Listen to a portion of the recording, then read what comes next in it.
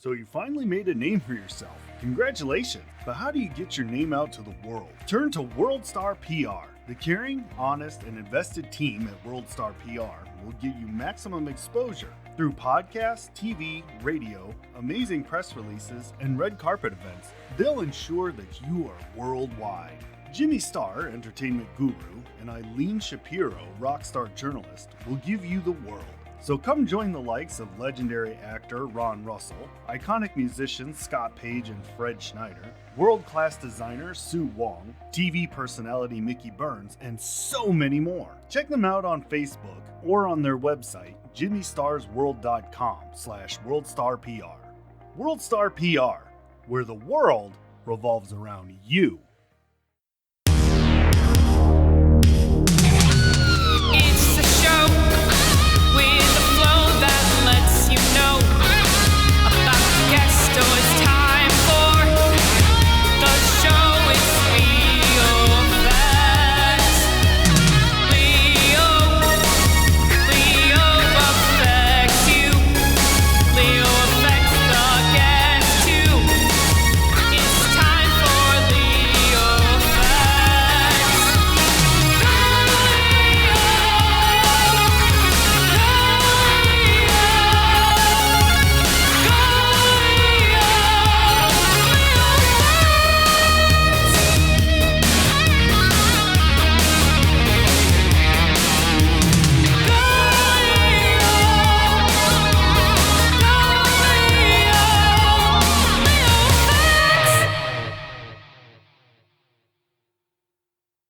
Hello, ladies and gentlemen. Welcome back to the Leo Effects.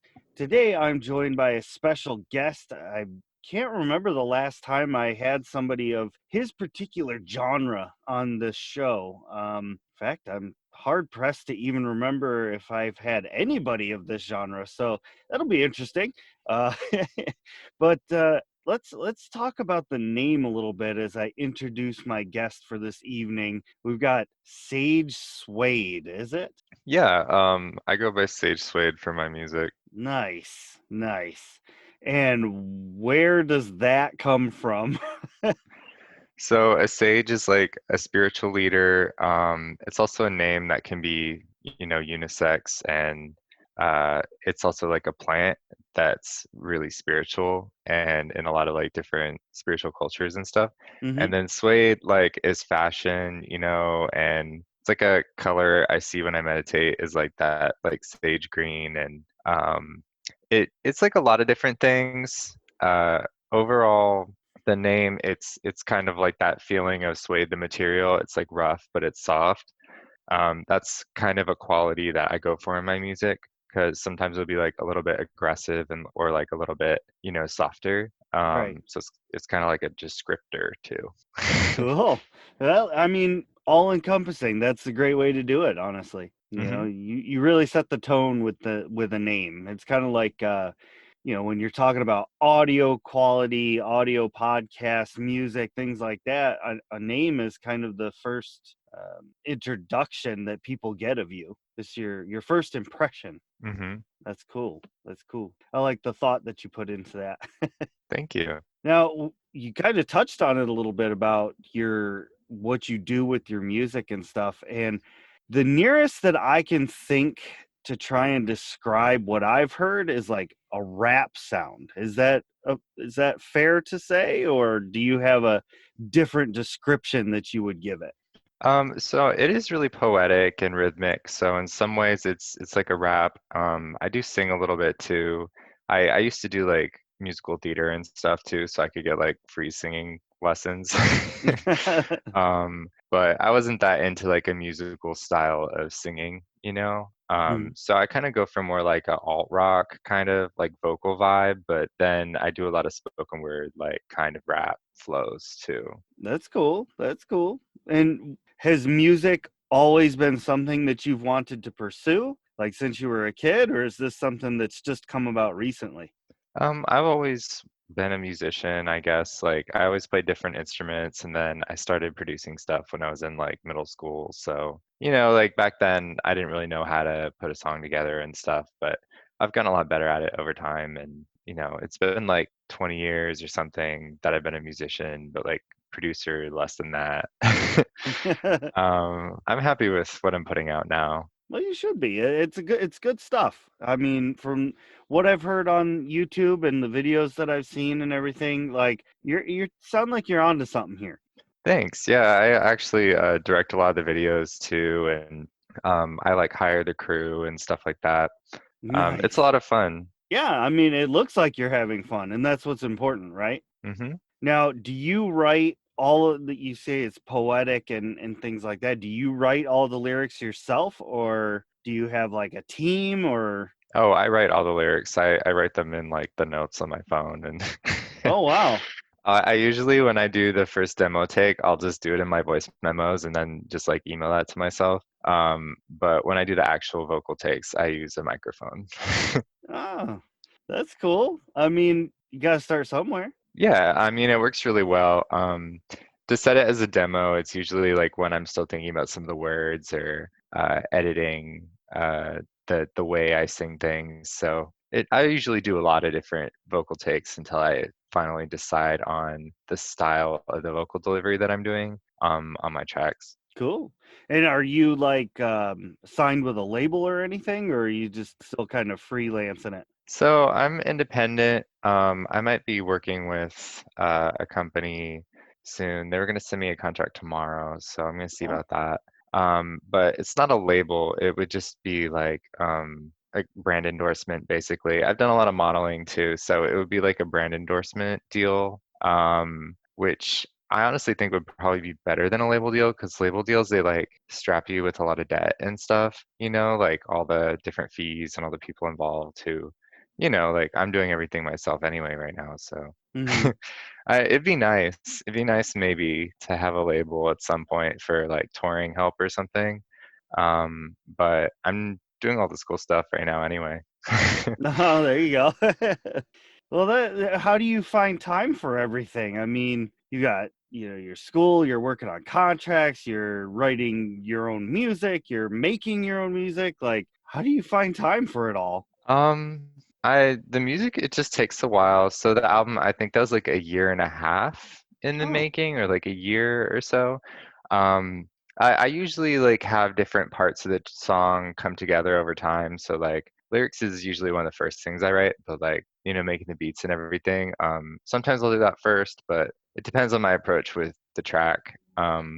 Yeah, it's like a developmental process. I just have to go through it a bunch of times. It's funny, I used to have like a teacher in middle school for clarinet, and she told me like you have to be like OCD to be a musician because you have to be so obsessed with like perfecting what you're making. And like I totally agree with that, but there's also like a point where you kind of just stop and you're like, okay, this is good. I don't want it to sound too robotic or anything. So Gotcha. Yeah, you want it to sound organic. I got you. Yeah. What is your process? Like, do you just kind of like you're walking down the street or you're grocery shopping or whatever, and you're like, oh man, you start putting it in your phone, or do you have to like sit down and just like think about it, or Usually it's something that comes to me pretty organically. So it could actually be that I'm like going to the grocery store or whatever. I've had like a lot of different moments where I've just like thought of something while I'm like sitting around or doing something else. So I think that inspiration can come from anywhere really. no, for sure, for sure. Do you do the lyrics before like the beats and the melody and things like that, or vice versa, or? It depends on the track, but a lot of the times I do the lyrics first. Oh, all right, cool. And when you're writing the lyrics, do you kind of hear the melody in your head, like kind of the direction you want to go?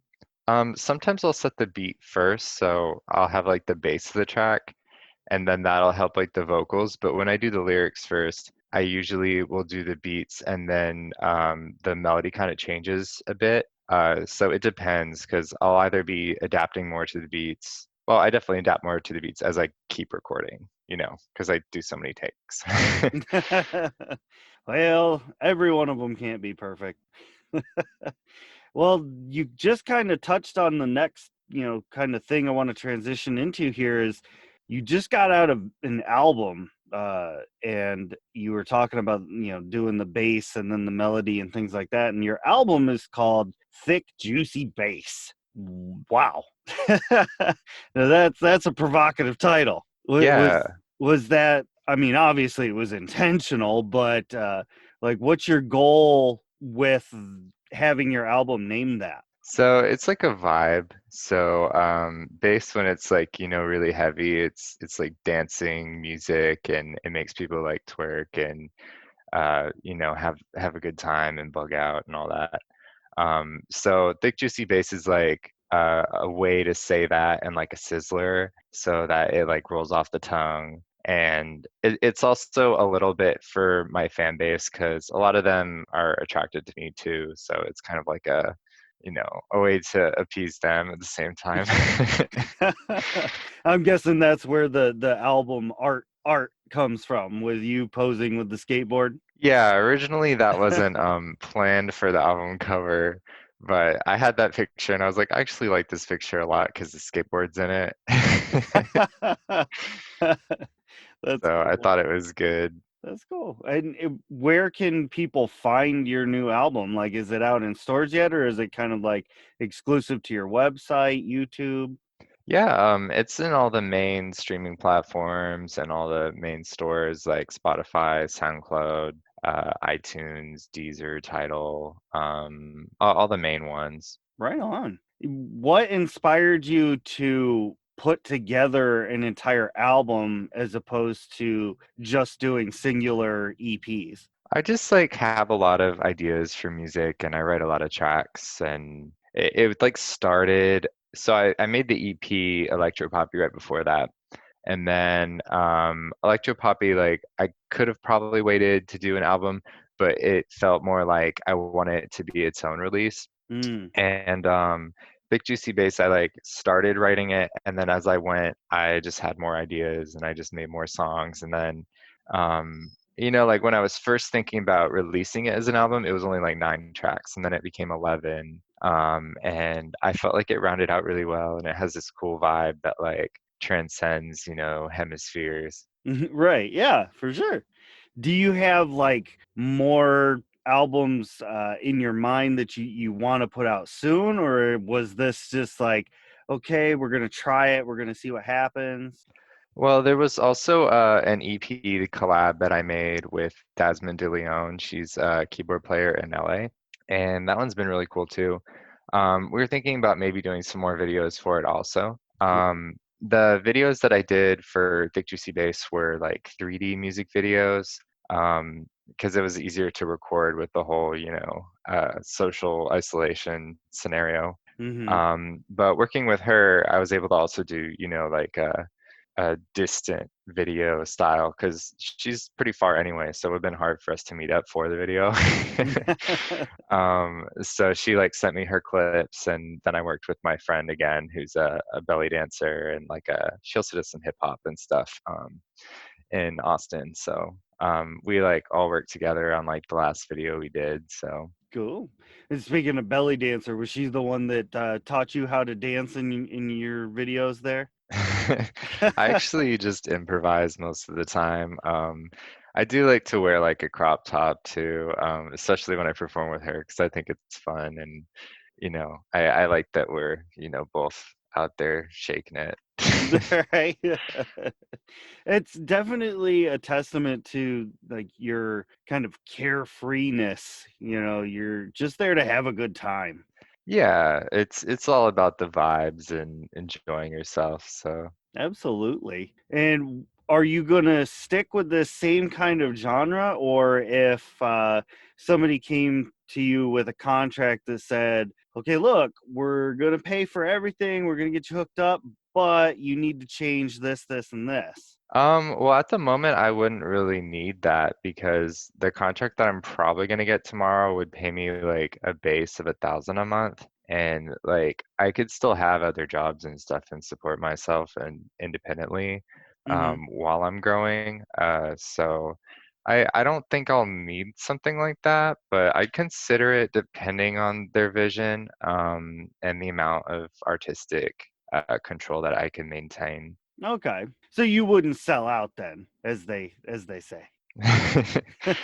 I mean, I'd consider it for a really hefty offer, but that also kind of defeats the purpose, right? Like uh, I don't know. I mean, I'd be down to make stuff with other people, is the way I think about it. Okay. All right. All right.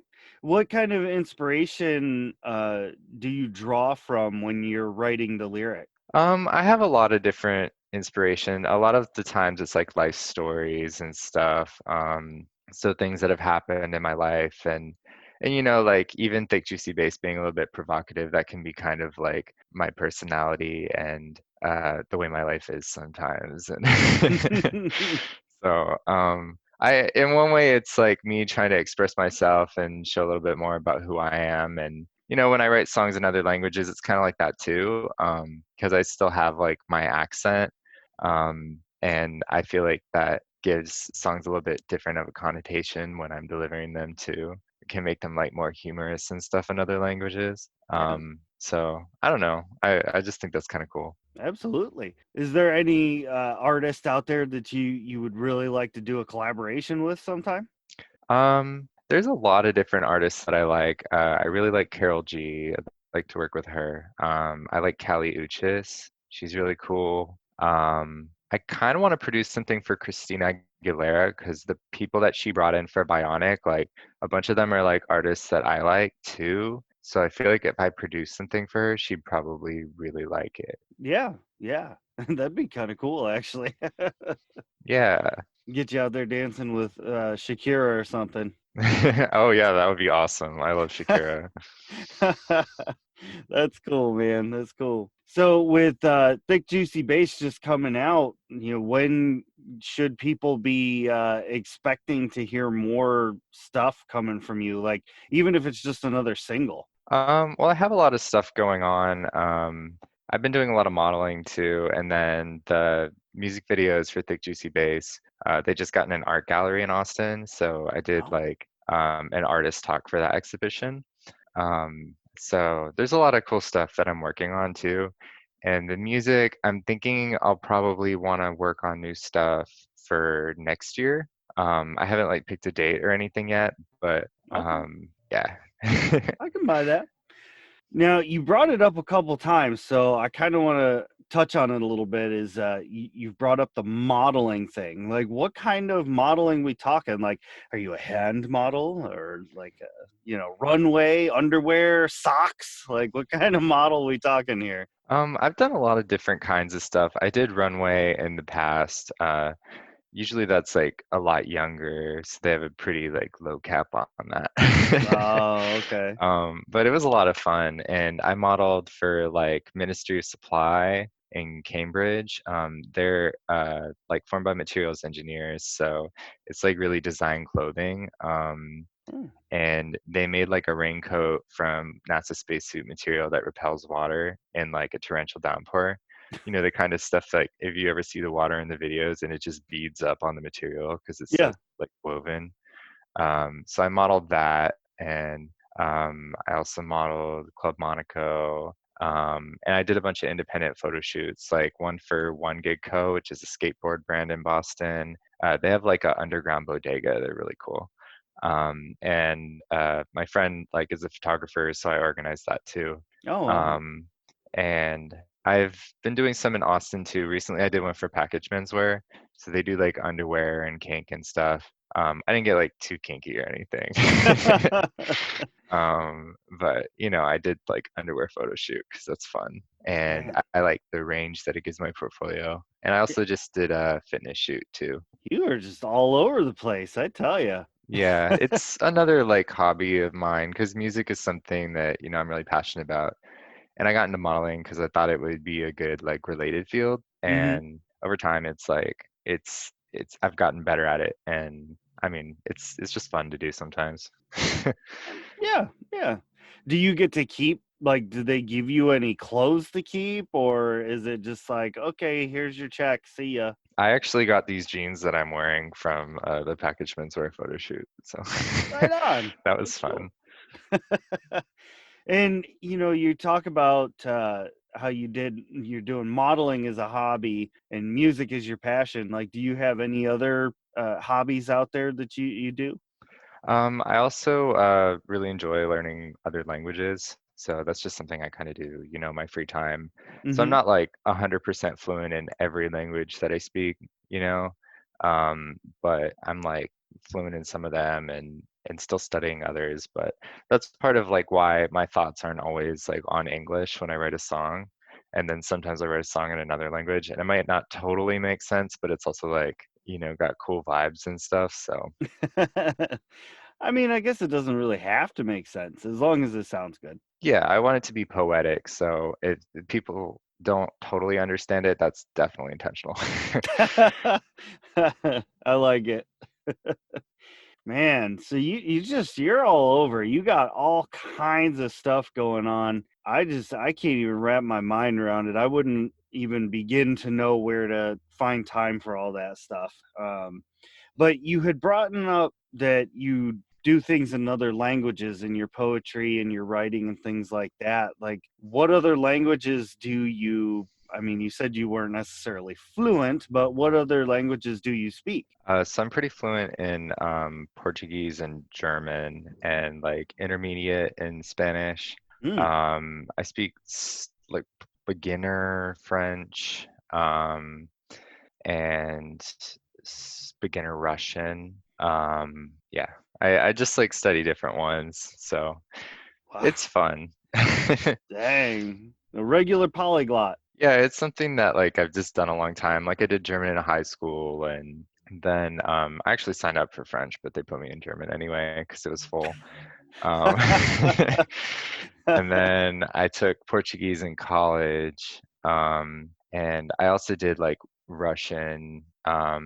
So I started college with like 32 credit hours. So I was like a sophomore. So I had a lot of extra space to take other languages too. So I also took like an advanced German class and some Russian. I had like some Russian girlfriends and stuff that showed me how to write the cursive better and stuff. I like the difficulty in that language. It's like hard and it's got some sophistication to it. So I think that's kind of cool. Absolutely, man. I couldn't imagine trying to figure out all those languages. It'd all get jumbled up together. Yeah, it definitely did. Sometimes like I tried to do so there were these free classes that I would take at night occasionally whenever I wasn't like partying too hard to go. And so I was doing a semester where I took Portuguese and German back to back. Like I would be at like Portuguese in the morning, I think, and then I would go to German in the afternoon, a few days a week. And I was also taking other classes, but and when I would go between those two, I'd be like trying to switch it in my head because I'd be so confused. And the free ones that we took in the evening or that I would sign up for, they they had an Italian one, and I was taking Italian while I was taking Portuguese, and I couldn't tell them apart well enough because I wasn't like past beginner in both of them, and I was like learning the same vocabulary, so I had to drop Oh, Italian. But it's like a thing where like I do speak like Portuguese and Spanish. I don't mix them up all the time, but I'm more likely to revert to Portuguese. But like I'd still understand Italian most of the time, especially in writing. all right. That's cool though. I mean, knowing other languages like definitely helps. Yeah, it's a lot of fun. I really enjoy learning other languages. When I wanted to become a musician, one of the things that made me interested was I wanted to travel because I like traveling. And so I think that's also why I'm a polyglot and I'm interested in languages. Heck yeah. Well, these last few moments of the show, I'd like to open up the floor to you so you can let the listeners know like what your website is, if you've got any social medias you want them to follow along, things like that. Yeah, so my name's Sage Suede. It's spelled Sagesuede. So my website's sagesuede.com. And I also have Sage Suede on like Twitter and Instagram, Facebook, Tumblr. It's pretty much always Sage Suede or Sage underscore Suede, depending on the platform. Well, yeah, I mean, it's nice to keep it easy like that. No matter what platform you're on, you know that if you type that in somehow, it's going to pop up. Yeah, I'm like all the top results on Google since I guess I overtook the shoes. Perfect. That's what you want to do, right? Climb to the top. It's like the first page anyway. Well, look, Sage, I just want to say thank you so very much for coming on the show today and talking to me. You're an awesome human being. I've had a lot of fun talking to you, a lot of good laughs, and I really like what you're doing with your genre of music, and I wish you nothing but the best. I hope you keep it up. Thanks, Ray. It was nice talking to you too. Absolutely. And when you get some more stuff coming out and whatnot, we'll get you back on here to promote it, and we'll get some traction on it. All right, sounds awesome. Cool.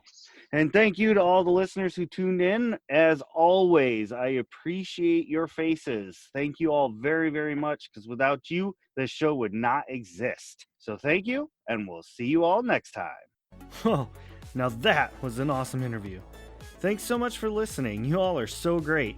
And don't forget to head to Facebook, Insta, and Twitter and follow The Leo Effects. If you want to hear some comedy and ridiculous voices, check out Shattered Dungeons on YouTube and all other places podcasts can be heard. And you'll hear me voicing crazy characters, usually pretty terribly. So thank you so much. You all are the absolute best. And we will see you all on the next episode.